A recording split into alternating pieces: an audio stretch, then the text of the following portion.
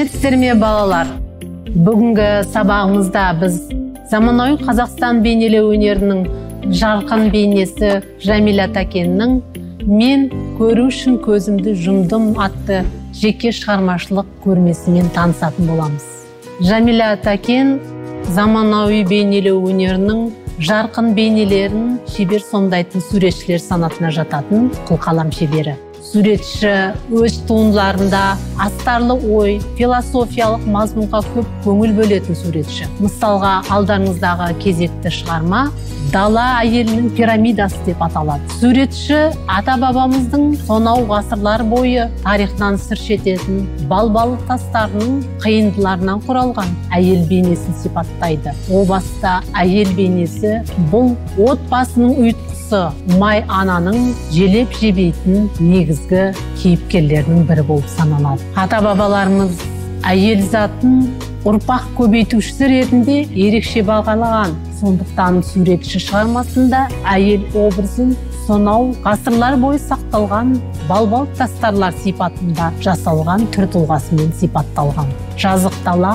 қызыл түсті бояу, оның бәрі энергиялық, күннің жылуын, ішкі эмоциялық сезімнің бурқыған сәттерін сипаттайды. Әйел заты нәзік, отбасының ұйытқысы, ошақтың жылуын сыйлайтын май ананың желеп жебейтін ерекше жаратылыстарының бірі. Негізгі кейіпкер бейнесінде сомдалған сонау ғасырлар бойы сақталған ежелгі архетиптер композициялық сұлбада кейіпкер бейнесі сипатталмағанымен, негізгі бейне сонау тастар образында бой көтерген биік пирамидалар сипатында ашылған. Суретші өз шығармаларында астарлы ойды шынайы сипаттайтын өзіндік тәсілі бар. Композициялық құрылымы ерекше сипатталған шығарма әр көрерменге терең ой салады. Мен көру үшін көзімді жұмдым. Яғни суретшінің ішкі түйсігін сипаттайтын шығарма өзінің мазмұндылығымен, мәнділігімен ерекшеленеді. Жамиля Тәкеннің шығармаларындағы әйел бейнесіне арналған тақырыптар көп. Онда бала бейнесі, жеткіншек образы, ертегідегі кейіпкер келбетін сомдаған, сонау бәйтеректегі құстар келбетіндегі әйел образы, сонау ғасырлар бойы сақталып келетқан ата-бабамыздың ұлттық коды іспеттес. Заманауи бейнелеу өнер тәсілінде ұлттық өнерден сыр шертетін қомақты туындылар түстерінің батылдығымен, жылылығымен, күннің қызуын, энергияның жалындауын ерекше сездіреді. Жалпы суретші өз шығармаларында бейнелеу өнерінің тұлғасы ретінде кез келген затты бейнелеуі мүмкін. Әйтсе де астарлы ой, сүбелі сөз композициялық шығарманың құрылымынан өзінің келбетін тапқандай. Даладағы қызғылт жылы рең, отты жалындаған бояулар суретшінің қолданысындағы ұлттық өнеріміздің қанық түстерін көз алдымызға елестетеді. Бір қарағанда құрақ көрпенің реңдерін елестететін түстер өзінің тартымдылығымен, әдемі үйлесімімен, күрделі тондарымен ерекшеленеді. Жамиля Тәкеннің шығармаларында экологиялық апаттарды, сонау аралдың қазіргі хал-ахуалына көңіл бөлетін композициялық туындылар көптеп кездеседі. Соның бірі мынау арал тақырыбын ашатын кезекті шығарма. Шығармада кеуіп қалған топырақтың астында бұғауға түскен алып кеме. Оның ғасырлар өткен сайын бейнесі шіріп, көзден ғайып болуда.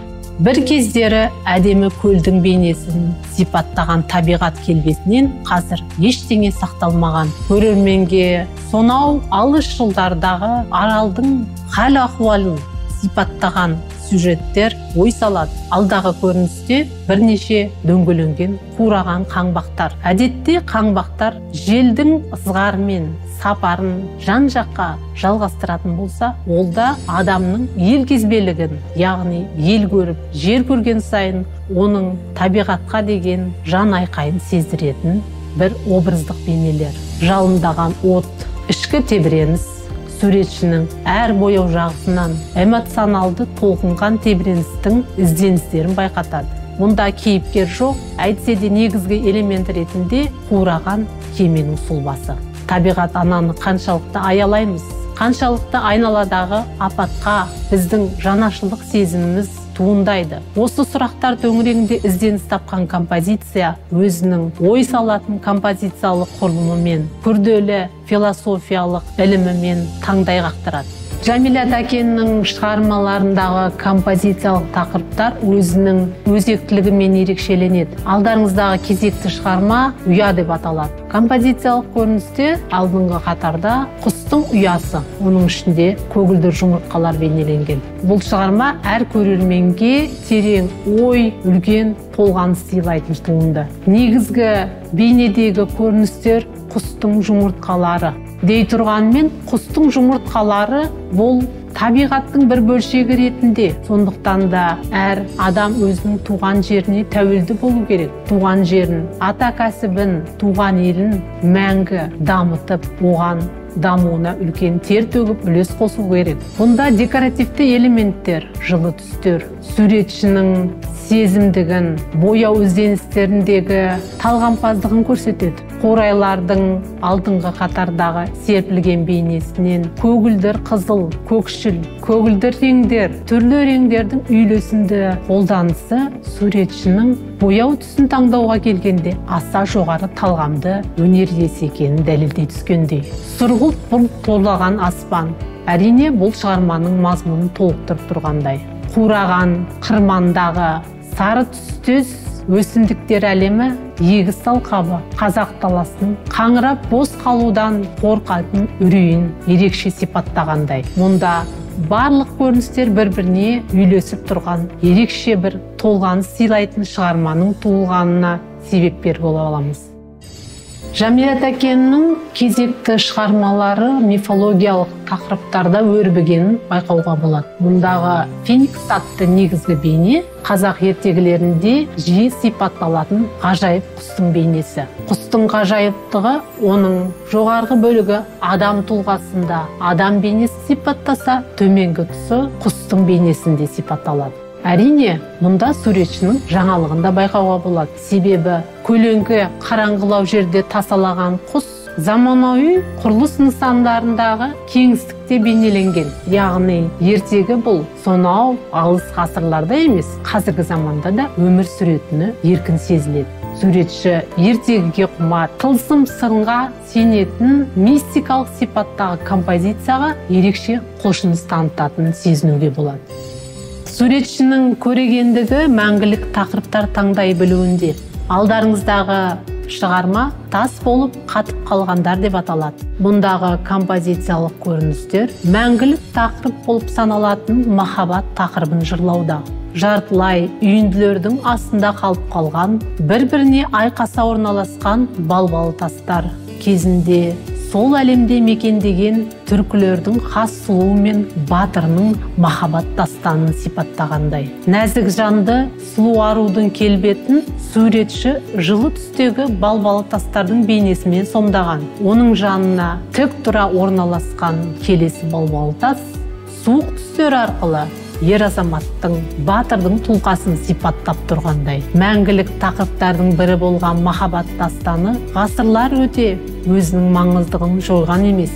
Меніңше суретші бұл композицияны барынша әсерлі бейнелеуде, түстік тақтармен қоса сызықтық ырғақтарды да ұтымды қолданған секілді. Мұнда махаббат дастаны, махаббат жыры сипатталған. Ондағы түстік үйлесім мен балбалы тастардың нәзік бір-біріне үйлескен қисаяқ құлаған келбеттік бейнесі сонау ғасырлардағы нәзік махаббаттың өрбіген жайлы сыр шертуде. Түркілер дәуірінен сипат алған балбалы тастар өзінің тарих өткен сайын ыстық естеліктерімен, құнды даралық артефактылығымен ерекше болып тұр. Суретші өзіне жақын тақырыпты ашуда мейлінше бойындағы түстік үйлесім іздеудегі негізгі реңдерді батыл қолданысқа енгізген секілді. Мұнда жылы және суық түстердің арасындағы тепе-теңдік баланстық жағыстары махаббат дастанында нәзік сипатталған сюжеттік оқиғаны терең сомдап тұрғандай. Жәмила Тәкен Қазақстан бейнелеу өнеріндегі батыл жағысты философиялық астарға толы шығармаларымен ерекшеленетін ерекше тұлғалардың бірі. Суретшінің шығармалары Әбілхан Қастеев атындағы өнер музейінің алтын қорында орын алуда. Балалар, осымен бүгінгі сабағымыз аяқталды. Ал енді сұрақтарға жауап береміз. Бірінші сұрақ: Жәмила Тәкеннің «Тас болып қатып қалғандар» атты туындысының кейіпкерлері кім? Екінші сұрақ: «Дала әйелінің пирамидасы» атты туындының авторы кім? Үшінші сұрақ: Жәмила Тәкеннің «Ұя» атты туындысының мазмұны қандай?